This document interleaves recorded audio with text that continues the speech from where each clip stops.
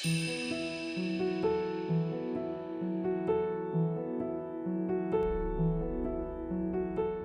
घरात बायकांना काहीच वाजवायची परवानगी नाहीये आणि एक बाहेरची मुलगी येते काय घरात संबळ वाजवते आणि ते सुद्धा देवी समोर. मला तर मोठे मालिक काय करतील या विचारानंच अंगावर काटा उभा राहिलाय. मी सांगते ना हिला संबळ वाजवू देणार नाहीत आणि या घरात सुद्धा ठेवतील की नाही शंकाच आहे. एखाद्या गोष्टीसाठी आपण कितीही लायक असलो तरी ती गोष्ट मिळवण्यासाठी आयुष्यभर संघर्ष करायला लागतो. आपण ठेवलेल्या अपेक्षा आणि वास्तव ह्याच्यामध्ये जो फरक असतो ना तोच माणसाचा चांगला आणि वाईट स्वभाव ठरवतो ना.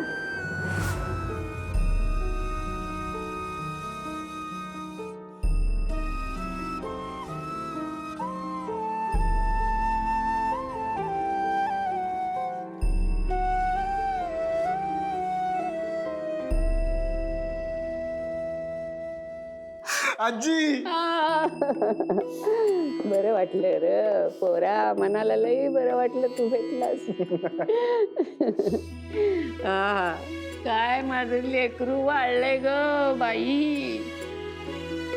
काय रे त्या अमेरिकेत का फिमेरिकेत तुला खायला प्यायला काय देत होते का नाही? हसतोस काय? हे आजी इथे बघ मी कुठे वाढलोय. आणि हे बघ एकदम परफेक्ट बॉडी माझी. बघ ही बाडी तुम्हाला सगळ्या इंडियन आयांना आणि आज्यांना असं का वाटतं की हे असे गुबरे गाल आणि हे असं गोल मोठोल शरीर असलं म्हणजे हेल्दी. काय हो आजी, मला ना माझ्या शरीराला जितकं आवश्यक आहे तितकंच आणि हेल्दी खातो ग मी. खरं की काय? खरंच. पण आता तुम्ही मला काय काय खाऊ घालाल काय माहित, कारण आता काय मी इथेच राहणार आहे. काय सांगतोस? म्हणजे तू मला कायम भेटत राहणार? कायम आजी, अगदी रोज भेटणार आहे तुला मी. लई वेळ झालं बघ. चल चल बसूया तिथे. चल, काय सांगतोस? बस बस बस बस. बोल बोल बोल हा बोल.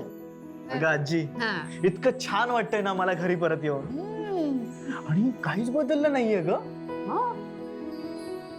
हा म्हणजे हा घरातला अगरबत्तीचा सुगंध, दादांची शिस्त, आईच्या हातची चव आणि तुझी माया. अनबिलिव्हेबल. अगं अगदी जसंच्या तसं आहे ग सगळं, काहीच बदललं नाही. अरे बदललं कसं नाही? एका पोरीनं या घरात संबळ वाजवलाय.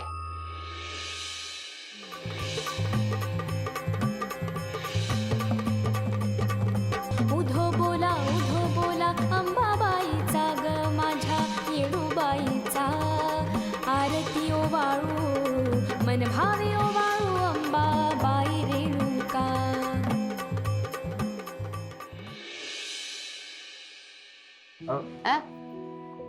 हो आजी, हो. कमाल आहे ती मुलगी. हो हो एकदम कमाल. अरे देवानं लई सुंदर मूर्त घडवली बघ ती पोरगी. देवानं जशी तिच्या हातात कला दिली ना तशी चुकीच्या गोष्टी उलटून टाकण्याची हिम्मत आणि रुबाब पण दिलाय. पण तिनं नकळत रावसाहेबांचं मन दुखावलंय बघ. आता ते काय तिला या घरात संबळ वाजवू देणार नाहीत. अरे इतकंच काय, तिला घराबाहेर काढायला सुद्धा मागं पुढं बघणार नाहीत.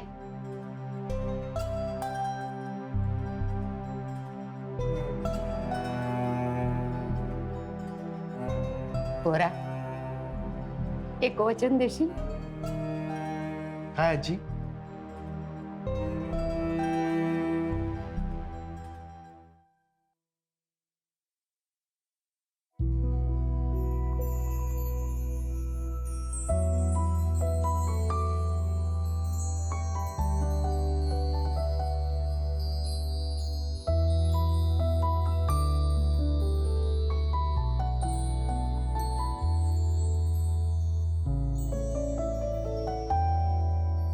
छोटे मालक.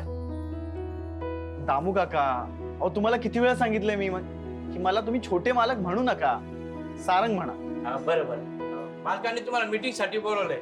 ते काहीतरी महत्वाचं बोलायचे म्हणत होते. बर आलो.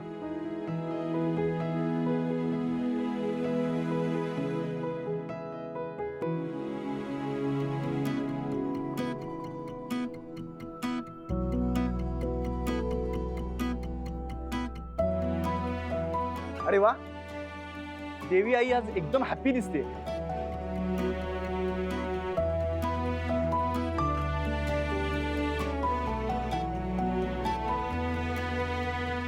याचा अर्थ तिला सुद्धा तुझं संबळ वादन आवडलंय.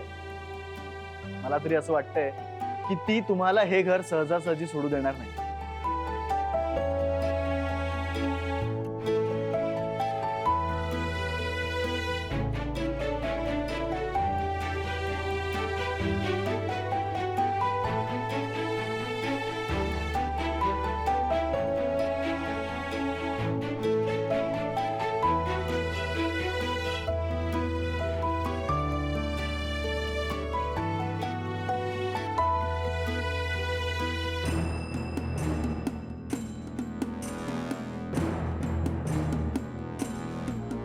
सॉरी सॉरी सॉरी, उशीर झाला.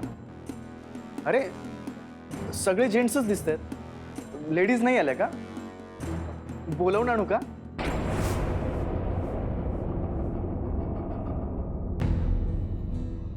या घरामधल्या महत्वाच्या चर्चा आणि निर्णय फक्त घरातले पुरुषच घेतात.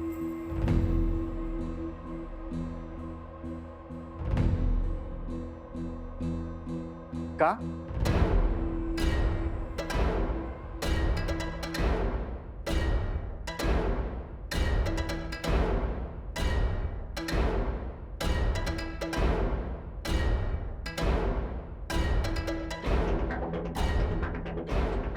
I mean, good. Very good. या घरामध्ये नियम आणि परंपरा यापेक्षा मोठं काहीही नाही. कळलं? उदाहरणार्थ, स्त्रियांनी वाद्य वाजवू नयेत असा या घरचा नियम आहे. तरी सुद्धा आज घटस्थापनेच्या दिवशी जो काही अनिष्ट प्रकार घडला तो ठीक नव्हता. केवळ आरतीमध्ये थांबवायची नाही म्हणून मी काही बोललो नाही, पण यापुढे हे असं परत घडता कामा नये. बरोबर बोलताय दादा तुम्ही. तर मग आत्मारामला पाठवून द्या आणि त्याच्या जागी दुसरा संबळवाला शोधा.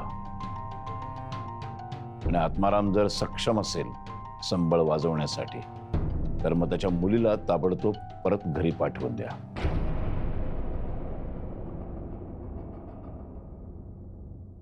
पण मग तिचे वडील असताना तिने का वाजवला?